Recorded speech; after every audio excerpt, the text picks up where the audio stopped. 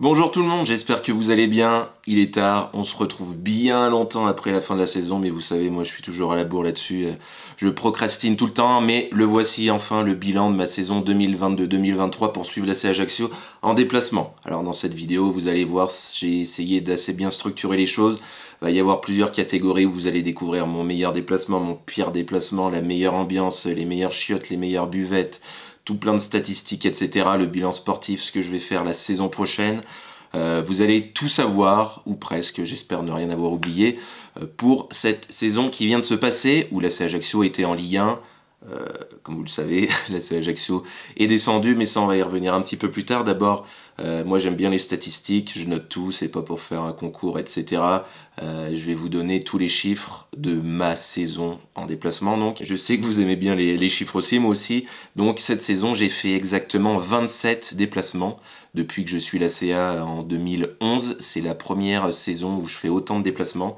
C'était une grande saison, la plus importante pour moi. Ça s'explique comment? Parce que déjà, les matchs amicaux de pré-saison avaient été accessibles, c'était surtout à l'extérieur. Donc moi, vu que j'habite sur le continent, voilà, j'ai pu les faire. Après, il y a eu aussi la trêve de la Coupe du Monde. Donc qui dit trêve de la Coupe du Monde dit matchs amicaux aussi, j'avais pu en faire un ou deux de mémoire, et aussi pour une fois l'AC Ajaccio avait passé des tours en Coupe de France cette saison, donc j'ai pu faire 2 matchs de Coupe de France, ce qui fait au total 27 déplacements pour moi, et pour l'ACA aussi parce que je les ai tous faits. Je vais regarder mon ordinateur qui est juste en dessous pas mal de fois dans cette vidéo, je suis désolé mais je connais pas les chiffres exacts. Pour suivre l'ACA en 2022-2023, j'ai fait exactement 25 245 km.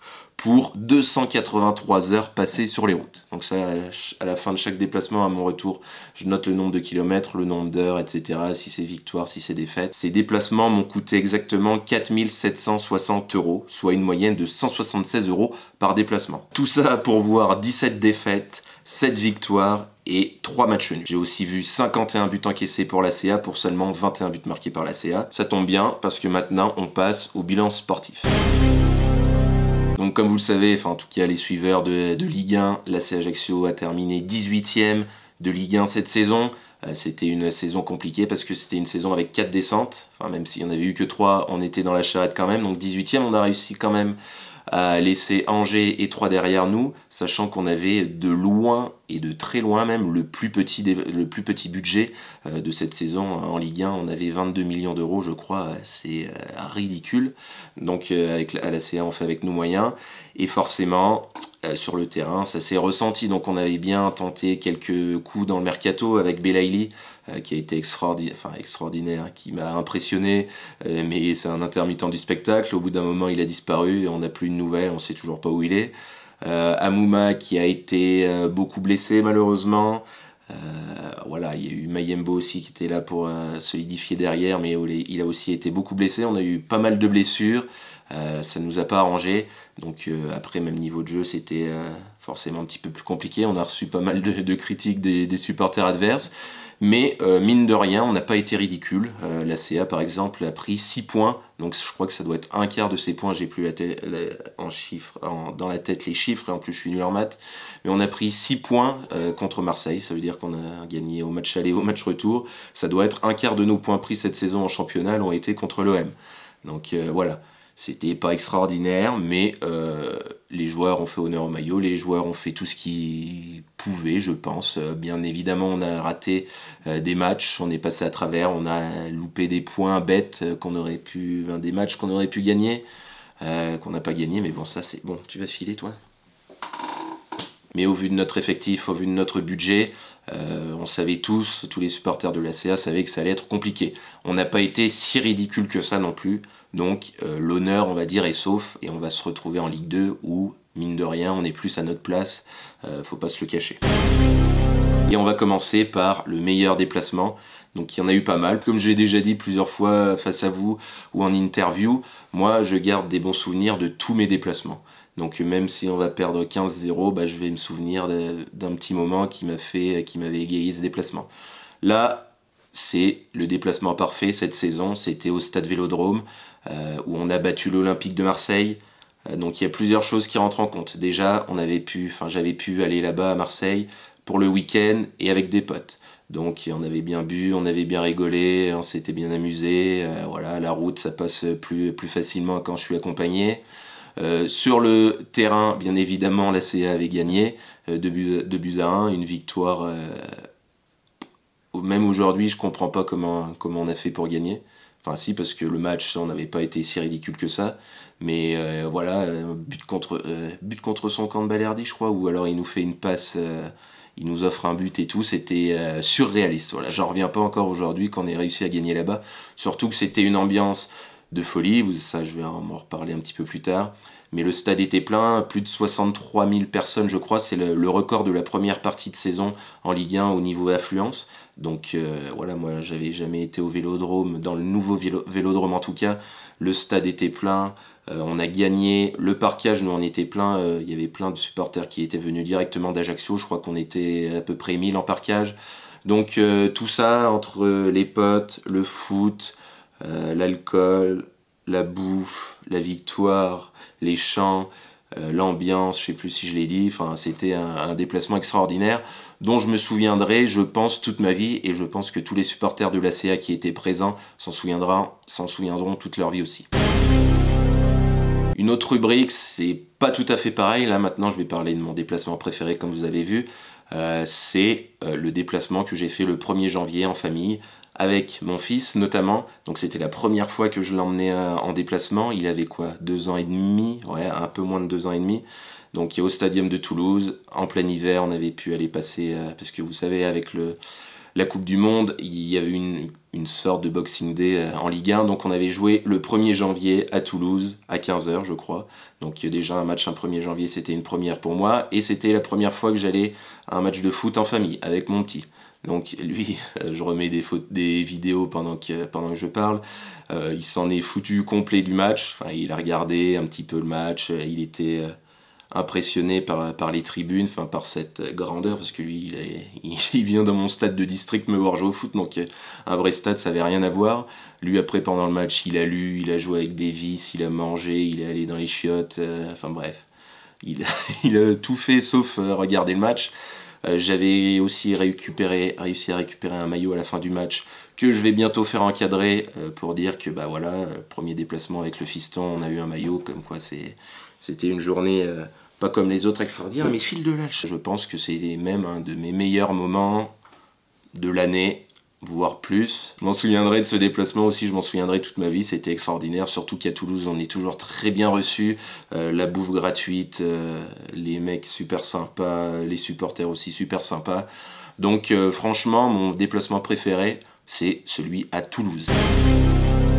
Donc logiquement, maintenant on va passer au pire déplacement, et c'est, je crois bien, c'est celui à Troyes. Je sais pas si vous vous souvenez, la vidéo avait fait pas mal de vues. C'est le jour où j'ai eu un accident. Donc en général, vous savez que je pars avec ma voiture perso, mais là, vu que c'est à Troyes, que c'est pas très loin de Paris, je suis le président de l'association de supporters de l'AC Ajaccio sur le continent, donc j'ai quelques responsabilités, on va dire. Donc là, j'avais organisé ce déplacement pour un petit peu tous les supporters de l'ACA qui étaient dispo pour y aller, vu que Troyes c'est à côté de Paris. Je suis monté à Paris, j'avais loué un minibus un J9, enfin un J9 ça c'est les anciens, un petite camionnette 9 places quoi, voilà, vous connaissez, pour aller à Troyes, pour emmener tout le monde. Donc tout s'est bien passé, l'aller on y allait tranquille, on a bien rigolé, faire des déplacements à plusieurs comme ça c'est toujours agréable.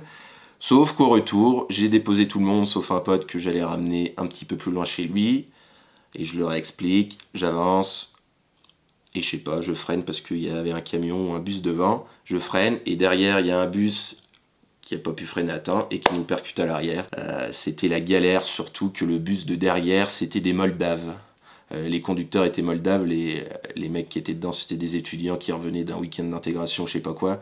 Donc va parler à 23 h avec des moldaves qui sont énervés. Moi le voiture était explosée là derrière, enfin, nous on n'avait pas eu trop de dégâts corporels on va dire, mais la voiture avait morflé le minibus, et vous savez, je vous avais raconté, mais file de là le chat. Je vous avais raconté que Gatorone me demandait 900 € donc de réparation, mais il y a une assurance. Donc normalement, je dois être remboursé. Sauf que vu que c'est avec un accident avec un véhicule étranger, je dois attendre la fin du recours pour être remboursé. Ce chat il m'énerve. Donc ce qui veut dire qu'aujourd'hui encore, 9 mois plus tard, j'ai toujours pas été remboursé de mes 900 €. Getaround me doit toujours 900 €. Si vous me voyez, s'il vous plaît, pensez à moi. C'est toujours ça de prix, 900 € que j'ai payé, qu'ils me doivent parce que je suis pas en tort. Donc ils doivent me les rembourser. J'ai envoyé plusieurs mails, ils me disent ouais, le recours est toujours en cours. Donc nique ta mère. Mais j'attends encore les 900 balles et ça me fait bien chier. Donc ça, je pense que c'est le pire déplacement, surtout que le match était pas ouf. Il y avait eu un match nul. Donc voilà. J'oubliais de dire avant de passer à l'autre catégorie. J'ai bien fait tous les déplacements cette saison. Il y a une vidéo que vous n'avez pas vue et que vous verrez jamais parce que j'ai pas filmé. C'était le déplacement à Nice. Il faut savoir que ce déplacement était interdit aux supporters de l'ACA parce qu'il y a quelques bisbilles entre supporters niçois et supporters ajacciens. Donc le parquage visiteur de l'Alliance Riviera était fermé. On ne pouvait pas y aller, les supporters de l'ACA étaient interdits tout simplement. Donc moi j'y suis allé quand même en mode incognito. J'avais demandé des places, des invitations à l'ACA je crois. Ou je les avais pris sur internet, je sais plus. Enfin bref, et je m'étais retrouvé en tribu d'honneur, donc une magnifique place que j'avais, qui coûtait super cher je crois. Donc le stade est magnifique, mais voilà, ça manque, on avait pris une branlée en plus je crois, mais voilà, ça manque, ce qui nous prend aux tripes, c'est d'aller en parkage, de pouvoir chanter, d'être tranquille entre nous, que là on était voilà, au milieu des supporters niçois, on n'avait pas le droit de chanter, pas le droit de montrer les couleurs de l'ACA, etc. Mais voilà, c'est dommage parce que le stade est beau. Le stade était pas très rempli par contre. Mais voilà, ça fait une expérience d'aller voir un match, pas huis clos, je cherche plus le mot, où on est interdit de déplacement tout simplement. Voilà, cette petite parenthèse est refermée. Maintenant, on passe au déplacement le plus décevant. Et il a été fait en fin de saison, vous le savez, j'en ai parlé dans ma vidéo. C'est le déplacement au Parc des Princes. Pourquoi le pire déplacement? Alors, il faut savoir que j'attendais beaucoup de ce match, de ce déplacement, parce que voilà, c'est le PSG, même si c'est un club loin de mes valeurs, mais c'est un événement quand même d'aller voir un match au Parc des Princes. Donc niveau tout ce qui est organisation, tout ce qui est sécurité autour, on a pu rentrer tranquillement, le parquage était plein. Même si le parquage avait été rempli par quelques supporters du PSG ou quelques curieux ou quelques, voilà, pas des vrais supporters. Mais voilà, c'est surtout au niveau de l'ambiance que j'ai été vachement déçu, donc ça aidait pas parce que le CUP, collectif ultra parisien, était en grève ce jour-là. Donc il y avait tous ceux qui organisent l'ambiance dans le stade étaient absents, il y avait un gros trou dans la tribune d'en face, il n'y avait pas de supporters. Donc forcément le reste, on va dire qu'une partie c'était des touristes. Donc il y avait ceux qui applaudissaient Messi, et puis de l'autre côté tu avais les, entre guillemets, les vrais supporters du PSG qui sifflaient Messi. T'avais pas d'ambiance. En fait, c'était comme une cathédrale. Et moi qui attendais beaucoup de ce déplacement, j'ai été vachement déçu de l'ambiance. Et puis bon, en plus, la CA s'est pris une branlée ce jour-là encore. Donc ça n'a pas arrangé. Donc je garde un goût amer de ce déplacement au Parc des Princes, en espérant pouvoir y retourner bientôt avec une ambiance au top, comme ça doit être le cas. Les autres fois, on va dire qu'on est tombé le mauvais jour. Mais voilà, ça arrive. Amis parisiens, j'espère vous revoir bientôt. On continue en termes d'ambiance maintenant, donc je vais pas vous dire qui était la pire ambiance, les pires ambiances, je suis pas là pour ça, je suis pas là pour critiquer trop là-dessus, même si je viens de dire qu'au parc il n'y avait pas d'ambiance, mais bon, il y avait un contexte. Donc je vais vous livrer mes 3 meilleures ambiances de la saison. Donc j'en ai parlé tout à l'heure, à la première place, je fais pas durer le suspense, c'était bien évidemment le stade Vélodrome. Donc comme j'ai dit tout à l'heure, le stade était plein, une des plus grosses affluences de la saison. Et ce que j'ai bien aimé au stade Vélodrome, c'est quelque chose que d'autres supporters n'aiment pas quand ils viennent en parkage. Mais moi j'ai bien aimé parce que, bon ben, je vous l'apprends pas, mais au stade Vélodrome, il y a plusieurs groupes de supporters qui font un petit peu leur limonade de leur côté. Donc eux ils chantent, les South Winners ils chantent, les Marseille Tout-Puissant ils chantent. J'espère que je dis pas de conneries. Donc c'est pas forcément tous en chœur, ils vont pas tous chanter tout le temps en même temps, mais justement ça fait de l'animation un petit peu partout. Surtout que moi, le jour où j'y suis allé, c'était un anniversaire d'un groupe de supporters je crois, donc il y avait pas mal d'ambiance, il y avait pas mal d'animation de ce côté-là. Donc tu vois des jeunes, des vieux, des torse nus, c'est vraiment un melting pot, et ça fait que ça fait un brouhaha continu. Et même avec la défaite, il y avait une sacrée ambiance. Et puis nous, en plus, en parkage, on avait essayé de chanter, mais on nous entendait pas parce que tout le reste du stade prenait le dessus, bien évidemment, quand il y a 63 000 personnes à côté. Et en plus, avec l'acoustique, bon, bah, c'est connu que l'acoustique du stade Vélodrome, elle est pas mal. Donc franchement, stade Vélodrome numéro 1. Numéro 2, Lens. C'est pas très loin derrière, mais après on est allé à Lens dans un contexte particulier. C'était leur dernier match de la saison à domicile. S'ils gagnaient, ils allaient en Ligue des Champions, donc ils ont gagné bien évidemment. Ce qui est bien à Lens, bah, c'est qu'il y a eu des chants, plein de chants différents tout au long du match. Donc avec les ultras sur le côté, dans la tribune latérale, ça aussi c'est toujours impressionnant parce qu'ils sont pleins, ils sont debout. Bien évidemment, il y a les corons qui te font frissonner, quoi.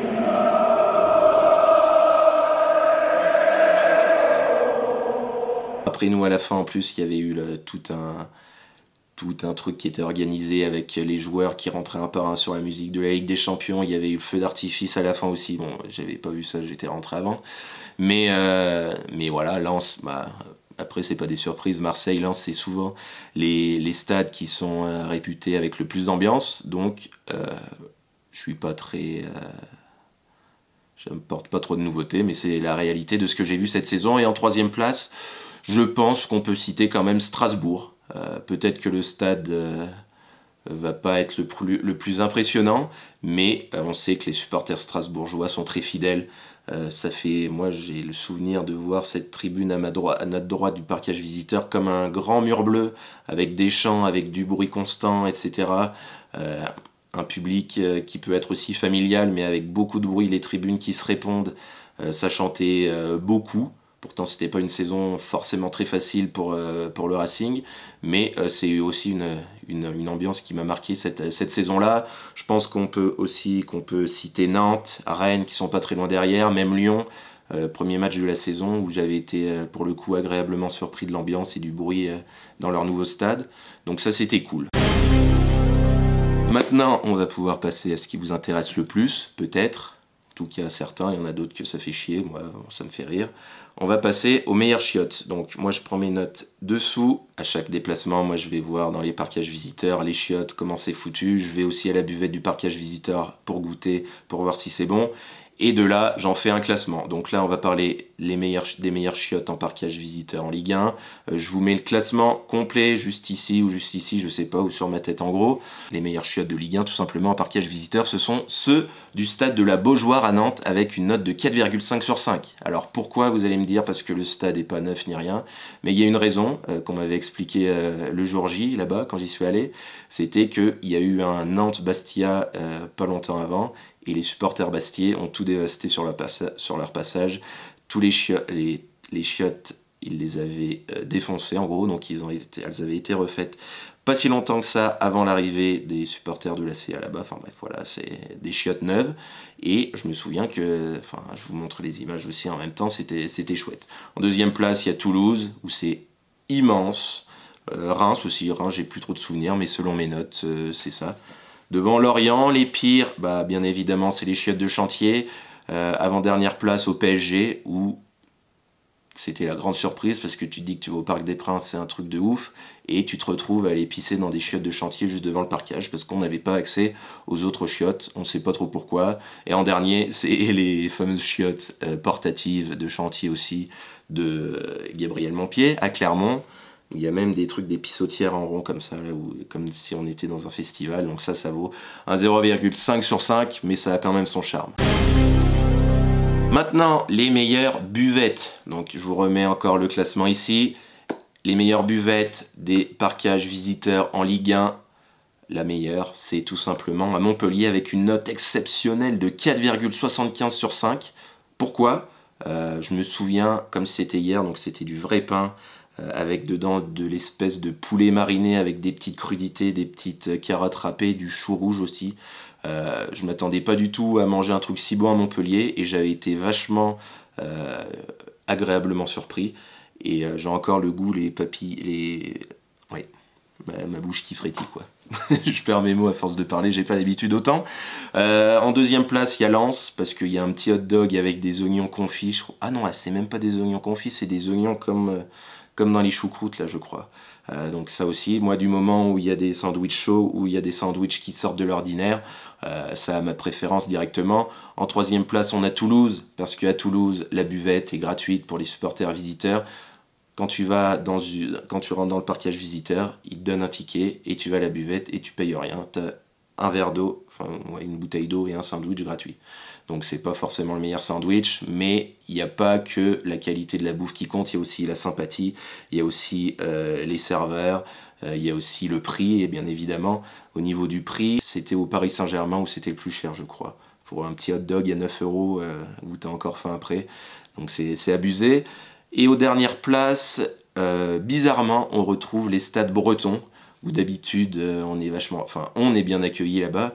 Et ça dépend des années. Moi, il y a une année à Brest où on était tombé le jour où le président brestois offrait la bouffe à tous les supporters parce que c'était un anniversaire ou je sais pas quoi. Donc on avait pu manger des pizzas, tout plein de choses en parkage. Et cette saison, ils se sont dit ils vont être 10 supporters de la CA, on prépare rien. On leur vend un petit peu de merde, un petit verre de Brest Cola et ça suffira. Il y avait un petit truc à côté, je sais plus ce que c'était. Je vous mets la photo. Et aussi à Lorient où c'est exactement pareil, où ils ont dit les mecs qui s'occupent de la buvette, ils nous ont dit non, on n'a rien préparé parce qu'on nous a dit que vous étiez 10, donc ça valait pas le coup de préparer à manger. Donc on vient de faire 7 heures de route pour certains pour venir dans un stade et on n'a pas le droit de manger. Donc on avait quand même une petite bricole, un petit snack. Mais voilà, nous ce qu'on veut c'est des sandwichs et des trucs locaux, des trucs bons, pas des trucs, Là je sais qu'on va retourner au Paris FC à Charletti où on va avoir des sandwichs triangles vendus 5 € alors qu'ils coûtent 50 centimes à l'Aldi du côté. Mais voilà, donc classement des buvettes, classement des chiottes, ça c'est fait. Je vais pas révolutionner le monde du football en disant que cette saison, le joueur qui m'a le plus impressionné, c'est sans doute Kylian Mbappé contre le PSG, où je suis allé au Parc des Princes, parce que vraiment dans les prises de balles, dans les accélérations, je vais pas vous faire un retour sur qui est Kylian Mbappé, vous savez tous. J'en ai parlé aussi tout à l'heure, il y a Belaïli qui nous a fait quand même pas mal de bien, et quand il avait le ballon, il casse des reins, il a fait des dribbles dans les surfaces adverses, j'en reviens toujours pas. C'est dommage que le mental ou l'entourage suivent pas après parce que sur le terrain il nous a apporté beaucoup, même s'il courait pas, dès qu'il avait le ballon dans les pieds il se passait quelque chose, il a provoqué pas mal de pénaltys, il les a marqués et il nous a marqué des buts qui nous ont permis de gagner des points et on se souviendra de Belaïli à la CA même si ça s'est mal terminé. J'ai noté aussi qui d'autre, André Gomez de Lille, ouais il avait fait un bon match, et Neto Borges aussi de Clermont. Maintenant vous allez me demander, mais Loïc, qu'est-ce que tu fais la saison prochaine? Donc, bien évidemment, je continue les déplacements en Ligue 2. Moi, la Ligue 2, c'est ma division, c'est le meilleur championnat du monde pour moi. J'ai mes petites habitudes, on va retourner dans des petits stades. Là, en Ligue 1, j'ai vécu comme si c'était une parenthèse enchantée, on va dire, une année de bonus, où j'ai pu aller voir des nouveaux stades, où j'ai pu aller redécouvrir des nouveaux stades, des nouvelles ambiances, des grandes infrastructures. Et là, on va retourner à un truc que je préfère, où c'est plus à taille humaine, où tu es à côté de la pelouse, où tu peux sentir l'odeur du gazon, le voisin qui démarre sa moto. Bon, c'est pas grave, je continue parce que j'ai plus beaucoup de batterie sur cette carte non plus, et après ça va être trop long. Donc voilà, cette saison, je vais faire tous les déplacements. J'ai déjà recommencé les déplacements pour les matchs amicaux. Va y avoir des vidéos sur ma chaîne bientôt, ou alors sur Insta un réel aussi. Et je vais filmer aussi toute cette saison de déplacement en Ligue 2. Promis, je vais essayer d'être un petit peu plus réactif parce que là j'ai traîné, je glandouille, machin, mais là je vais essayer de publier mes vidéos une semaine après le match max. Après, vous savez, j'ai une famille, j'ai un taf, j'ai du foot aussi à côté, donc les vidéos YouTube c'est pas ma priorité, mais pour le bien de tous, je pense qu'il faut que ce soit fait le plus rapidement possible. Donc je vais filmer, je vous fais vivre ça aussi sur mes réseaux sociaux, Twitter et Instagram. Cette saison, il y a plusieurs déplacements qui m'intriguent et qui m'intéressent tout particulièrement. Déjà, je vais découvrir deux nouveaux stades, Matmut l'Atlantique à Bordeaux et le stade de Furiani à Bastia, où je suis jamais allé bizarrement, enfin jamais à l'intérieur en tout cas pour voir un match de la CA. Et aussi, vous savez, j'aime bien les petits stades champêtres, donc j'ai hâte de retourner à Laval, même à Pau, où j'ai bien aimé aller à Pau. Donc j'ai hâte de revivre cette saison de Ligue 2 pour, on espère, pas forcément une montée de la CA, parce que c'est très difficile quand on descend de Ligue 1 de remonter directement en Ligue 1. C'est même d'ailleurs les dernières années, on a plus vu des équipes qui faisaient Ligue 1, Ligue 2 nationale directement. Donc on va pas trop en demander, même si pour l'instant j'ai bien aimé le recrutement de la CA avec des mecs comme Jabol, Bamou et tout qui ont l'air d'être pas mal, Quimper aussi arrière-gauche. Donc pour l'instant, le mercato a l'air pas mal. Les matchs de préparation, on n'a fait que gagner à part la défaite initiale contre Martigues. Mais sinon, j'ai vu un bon ACA en préparation. Je suis pas du genre hyper optimiste. Mais bon, ce qu'on va viser, c'est le maintien le plus rapidement possible. Et moi, je pense qu'on va finir, si on peut finir 6 ou 7e, je pense que ce serait pas mal. Tout ce que je peux vous dire, c'est de vous abonner à la chaîne pour pas louper les vidéos qui arrivent. Allez vous abonner aussi à mon compte Insta, à mon compte Twitter. Est-ce que j'ai oublié quelque chose? Ah oui, je voulais parler du match à Saint-Étienne qui tombe au mois d'octobre ou novembre et ça va tomber, cette ASSE ACA, ça tombe le jour des 90 ans de la SSE, donc il y a toute une organisation qui est prévue et je pense qu'au Chaudron ça va être le feu vraiment pour le coup. Ah mais non, avant de finir, je voulais vous faire les statistiques les plus complètes, donc oui, ça va faire 12 ans que je fais des déplacements, ça fait 12 ans au mois d'août, alors je vous lis les trucs pour pas dire de conneries. À la fin de la saison 2022-2023, j'en suis à 222 déplacements, 79 stades différents, 2139 heures de route pour 61 défaites, 61 matchs nuls et 100 défaites. Donc ça, je vous parle à la fin de la saison 2022-2023. Donc au total, en 12 ans de déplacement, j'ai parcouru 177 376 km au total. C'est comme si j'avais fait 4,5 fois le tour du monde pour suivre la CA. C'est pas mal, non?